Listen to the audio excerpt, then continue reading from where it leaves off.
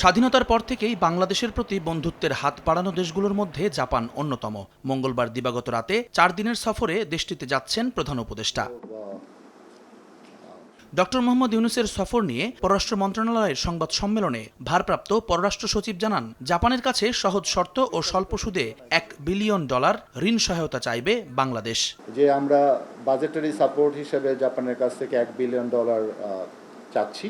ওই যে বললাম যে এক্সিস্টিং আমাদের যে মেকানিজম আছে, জাইকা জেট্রো সহ অন্যান্য যে ফরম্যাট আছে, সেই ফরম্যাটের মাধ্যমেই আমরা এই বাজেটারি সাপোর্টটা জাপানের কাছ থেকে চেয়েছি। 29 ও 30 মে নিক্কেই সম্মেলনের জন্য জাপান গেলেও দ্বিপাক্ষিক সফর হিসেবেও আলাদা গুরুত্ব পাচ্ছে প্রধান উপদেষ্টার এই সফর। সরকার ছাড়াও বিভিন্ন পর্যায়ের 7টি চুক্তি ও সমঝোতা স্মারক সই করবে দুই দেশ। যে এই সফরকালে সর্বমোট 7টি এমওইউ সাইনিং হবে। গভর্নমেন্ট টু গভর্নমেন্ট না, সেই জন্য এই দুটো একটু আলাদা করে বলছি আমি। এটা গভর্নমেন্ট টু বিজনেস হবে। এই দুটোই আমাদের ম্যান পাওয়ার জাপানে পাঠানোর উদ্দেশ্যে করা। জাপানের শ্রমবাজারে দক্ষ জনশক্তি রপ্তানিতে নতুন সম্ভাবনার দুয়ার খুলছে বলে জানিয়েছে পররাষ্ট্র মন্ত্রণালয়।